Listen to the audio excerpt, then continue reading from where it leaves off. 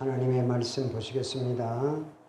하나님의 말씀 요한계시록 12장 1절에서 6절까지 말씀입니다. 요한계시록 12장 1절에서 6절까지 말씀 제가 받들어서 공독해 드리도록 하겠습니다. 하늘에 큰 이적이 보이니 해를 옷 입은 한 여자가 있는데 그 발 아래에는 달이 있고 그 머리에는 12별의 관을 썼더라. 이 여자가 아이를 베어 해산하게 되매 아파서 애를 쓰며 부르짖더라. 하늘에 또 다른 이적이 보이니 보라, 한 큰 붉은 용이 있어 머리가 7이요 뿔이 10이라. 그 여러 머리에 7 안간이 있는데 그 꼬리가 하늘의 별 3분의 1을 끌어다가 땅에 던지더라. 용이 해산하려는 여자 앞에서 그가 해산하면 그 아이를 삼키고자 하더니 여자가 아들을 낳으니 이는 장차 철장으로 만국을 다스릴 남자라. 이 아이를 하나님 앞과 그 보좌 앞으로 올려가더라. 그 여자가 광야로 도망하며 거기서 1260일 동안 그를 양육하기 위하여 하나님께서 예비하신 곳이 있더라. 아멘. 오늘은 하나님의 말씀 요한계시록 12장 1절에서 6절의 말씀을 가지고 하늘의 표지판인 교회라는 제목의 말씀으로 함께 은혜를 나누고자 합니다.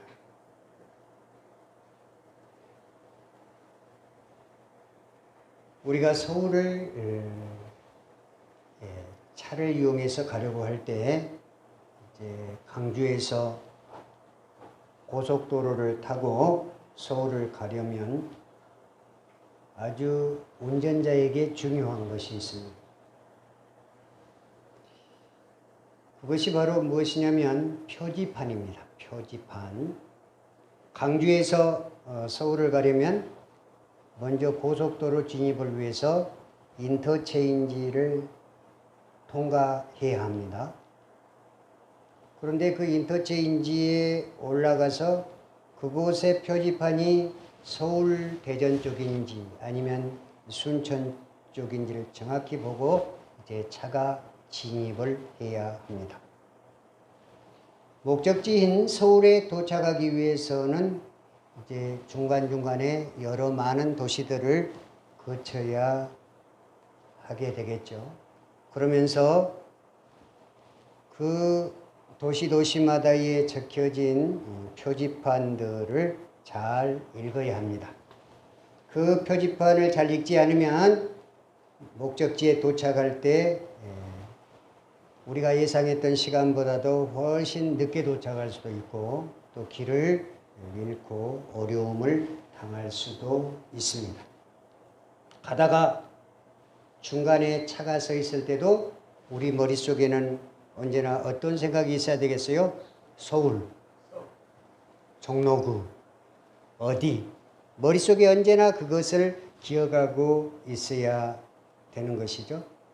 그래야 우리가 목적한 서울에 잘 도착할 수 있게 되는 것입니다. 사랑하는 성도 여러분, 우리는 어디에서 살고 있습니까? 광야 같은 세상에 살고 있습니다. 그래서 광야 같은 세상에 살아가려면 여러 가지 삶의 복잡한 문제들이 있게 됩니다. 서로 이해해야 되고 화해해야 되고 용서해야 되고 용납해야 될 일들이 너무너무 많이 있는 것입니다. 그걸 찬양은 어떻게 찬양 가사를 썼어요? 광야 같은 세상에 살면서 어떻게 해야 돼요? 지친 내 영혼이 광야 같은 세상에 지친 내 영혼은 어디를 향하여? 가나안을 향하여. 그 다음에 뭐예요? 순례자다 이 말입니다. 순례자. 우리 인생의 길은 어떤 길이라고요? 순례자의 길입니다. 성도가 천국을 갈 때 천국 길을 간다고 말을 합니다. 천국 길을 순례자가 갈 때에 어떻게 되는 것입니까?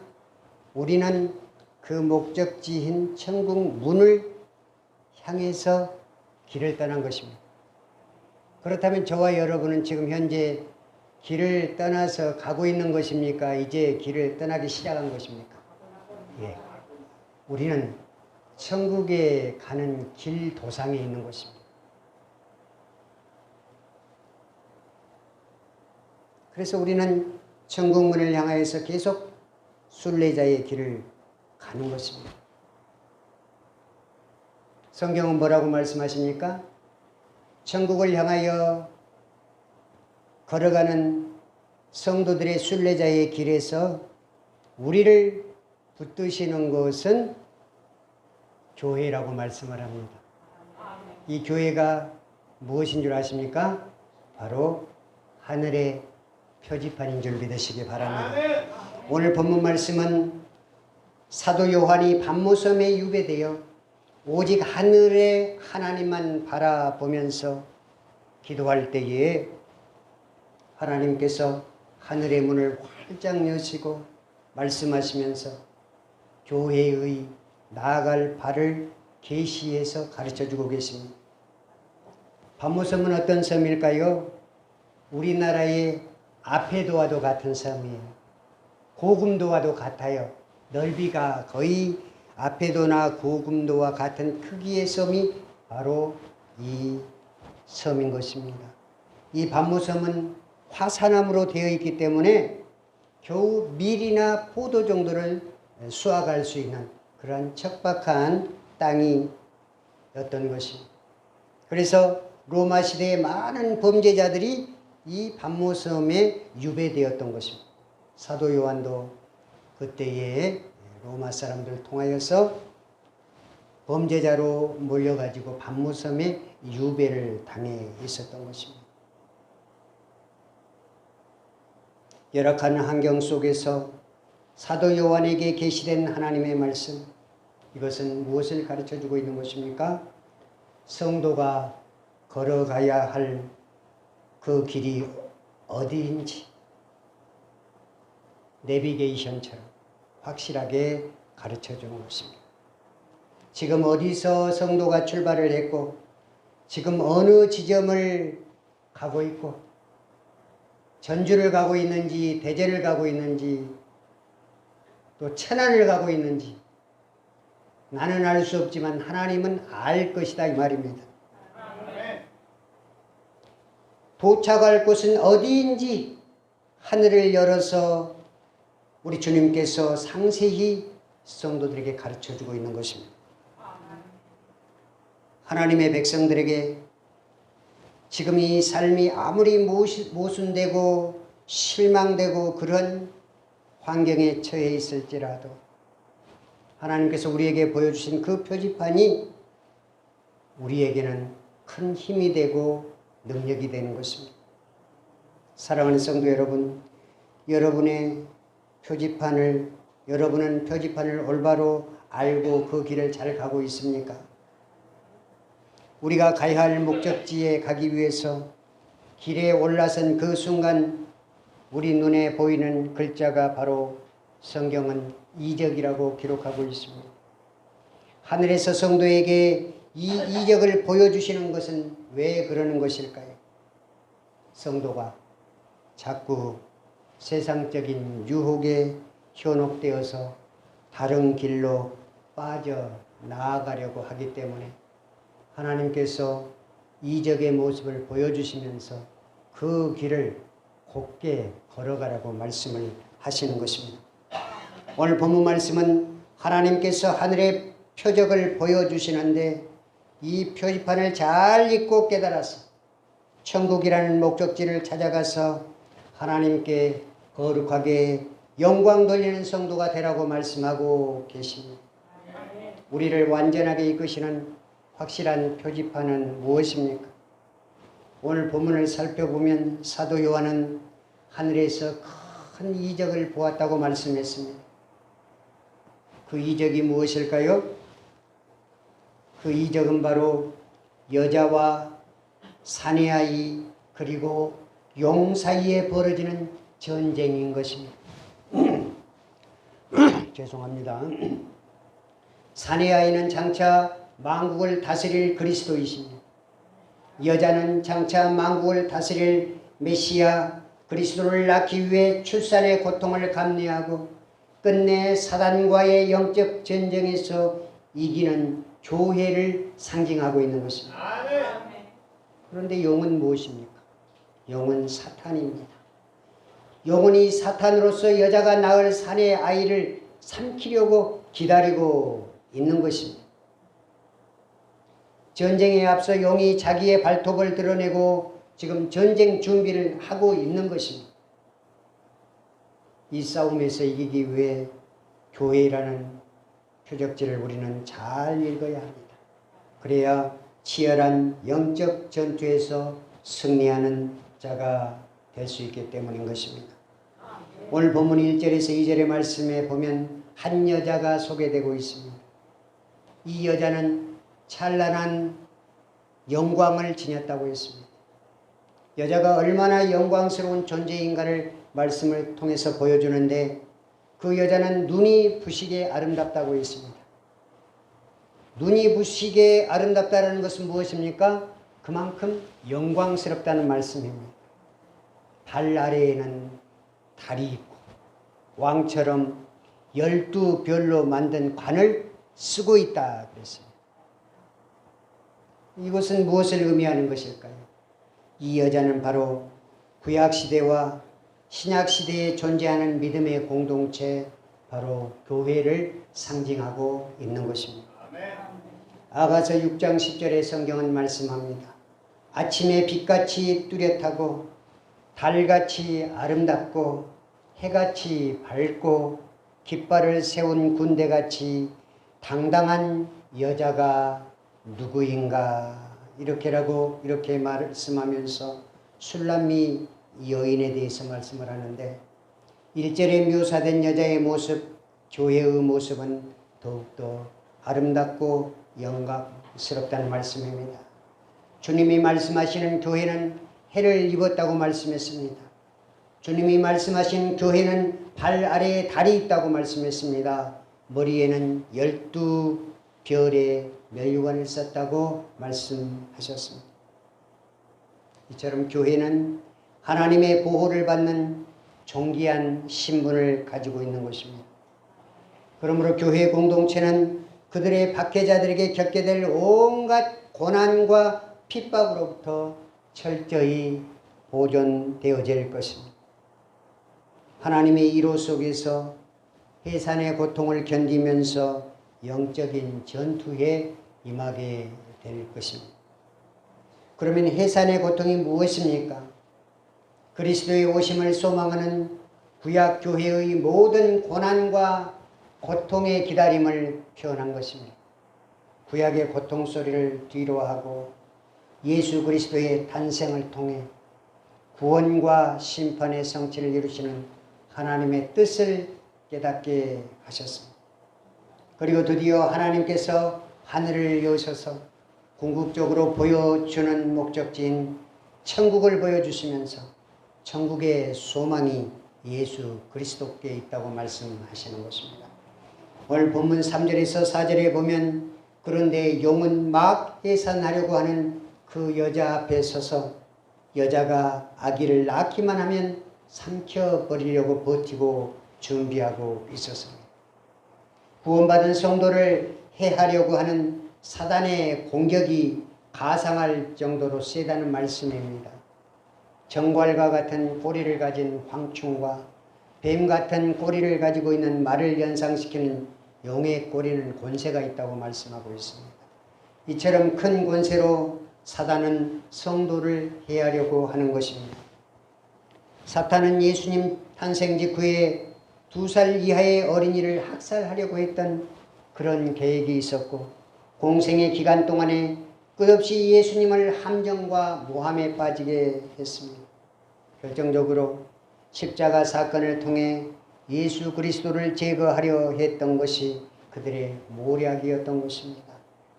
그러나 악한 사단의 계획은 승리하신 예수 그리스도로 인해 좌절되었습니다. 부활하신 예수님은 사단의 권세를 다 이기시고 무덤에서 부활하신 것입니다. 사탄은 메시아를 기다리며 상고를 겪은 구약교회와 그리스도를 따르는 신약교회를 거세게 공격하였지만 끝내는 교회가 승리하도록 보호해 주시는 것입니다.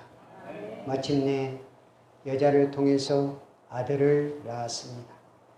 그 아기는 장차 철장의 권세를 가지고 만국을 다스릴 뿐이었습니다.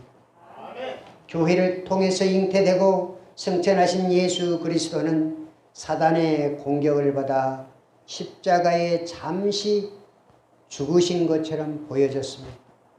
그러나 십자가의 죽음은 구원을 위한 예수님의 사역이었습니다. 하나님의 계획을 저지하려는 사탄의 악한 계획에서 우리 주님께서는 그 계획을 이기시고 부활하셨고, 승리하신 예수님께서는 결국 영광의 자리에 오르셔서 만왕의 왕으로 계신 줄 믿으실 수 있기를 바랍니다. 십자가의 죽음으로 구원 사역을 이루시고 부활하셔서 승천하신 예수님의 그 승리는 교회 공동체의 승리인 줄 믿으실 수 있기를 바랍니다. 하나님은 어떤 분이십니까? 하나님은 끝까지 교회를 보호하시는 분이십니다.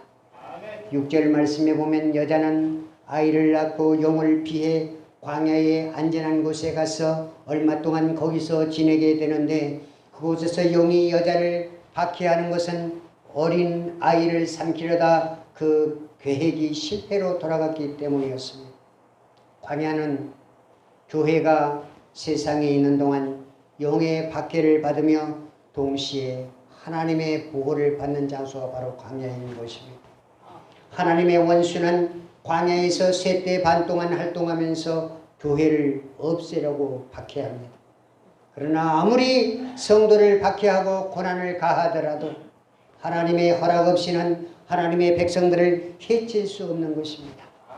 이 기간은 예수님 초림 이후로부터 예수님 재림 때까지의 기간이라고 말씀하고 있습니다. 구원이 완성되는 때 재림을 기다리는 성도는 사탄의 세력과 끊임없이 전쟁을 벌이게 됩니다. 어디에서 전쟁을 하는 것입니까? 광야 같은 세상에서 말입니다. 광야에는 성도를 헤아리는 수많은 짐승과 기근, 홍수, 물질, 성적 타락, 문화, 문명, 그런 것들이 두 손을 벌리고 늘 성도들을 덮쳐들어서 덤비려고 하고 있는 것입니다. 하지만 사단과 세상의 싸움에서 최종적으로 승리하는 것은 바로 교회인 줄 믿으시기 바랍니다. 지상의 교회들은 말세의 적그리스도 때문에 어려움을 당하게 되는 것입니다. 적그리스도의 정체는 붉은 존재입니다. 붉은 존재는 무엇입니까? 바로 용 사탄인 것입니다. 이 사탄은 말세가 다가올수록 극도로 잔인한 행동으로 변하게 되는 것입니다. 살인적으로 불타오르게 되는 것입니다. 그래서 믿는 자들에게서 어떻게 하든지 단점을 찾아내려고 하고 서로 성도 간에 오해를 불러오도록 유도하는 것이 사단의 일인 것입니다. 우리의 힘으로는 그들의 의도가 무엇인지 도무지 알 수가 없습니다. 그러나 이런 사악한 일을 도모하는 암적인 존재인 붉은 용은 결국 여자가 낳은 아이 예수 그리스도의 철장의 권세 아래 있다고 말씀하고 있습니다. 그 철장으로 다스린다고 말씀하고 있습니다. 사랑하는 성도 여러분, 교회는 예수 그리스도의 몸입니다. 몸된 교회에다 저와 여러분의 몸을 맡기실 수 있기를 바랍니다. 예수 그리스도를 의지하여 기도하실 수 있기를 바랍니다. 예수님을 의지할 때 사단은 자기의 의지를 버리게 되는 것입니다. 사단, 뱀을 상하게 할 자는 예수 그리스도밖에 없음을 깨닫기를 바랍니다. 아무리 거센 도전으로 여자를 괴롭히고 아이를 헤아려 한다고 할지라도 끝내 하나님은 예수 그리스도를 통해서 철장의 권세로 사단을 이기고 승리하는 교회로 이끄시는 줄 믿으시기 바랍니다. 그리스도의 신부인 교회가 생기고 그 교회로 하나님의 구원의 역사를 마치는 것입니다. 교회를 어떻게 이해하냐는 중요한 것입니다. 이런 이유로 교회에서 드리는 예배가 중요한 것입니다. 예배할 때마다 그리스도의 역사와 개인의 인생의 표지판을 늘 확인해야 되는 것입니다. 그리고 흔들릴 때, 우리가 그 믿음이 흔들릴 때 그 표지판을 올바로 확인하고 목적지를 찾아가는 것입니다. 오늘도 세상의 뒤틀림 속에서 우리는 예배의 자리에 왔지만 하나님께서 은혜를 베풀어 주시고 하나님께서 하늘의 문을 활짝 여셔서 하늘의 내비게이션으로 우리를 목적지까지 인도해 주시는 줄 믿으실 수 있기를 바랍니다. 하나님께서 계획하신 하나님의 그 표적지, 하나님의 목적지를 늘 머릿속에 새기시기 바랍니다. 십자가의 죽으심으로 낮아지셨지만 다시 부활하심으로 승리하신 예수님의 힘입어서 교회의 영적 전투가 승리하는 것으로 믿으실 수 있기를 바랍니다. 어린 양의 피와 예수님을 증거하는 말씀으로 생명을 살리는 성도가 되실 수 있기를 바랍니다. 그래서 천상의 영광을 맛보실 수 있기를 바랍니다. 사탄과의 전투에서 승리하는 교회와 성도가 되실 수 있기를 바랍니다. 잘 준비된 성도가 되어서 임전무태의 교회와 성도가 되어야 하는 것입니다. 광야 같은 험한 세상에서 승리하기 위해서 예수님의 사명자로 일하실 수 있기를 바랍니다. 하나님의 선한 청지기로 일해서 이기는 자가 되실 수 있기를 바랍니다. 그래서 아무도 셀 수 없는 큰 무리 속에 들어가는 저와 여러분 되실 수 있기를 바랍니다. 하나님의 보호하심과 인도하심과 임재를 경험해서 영원히 승리하는 하나님의 자녀, 복된 성도가 되시기를 주님의 이름으로 축원합니다. 기도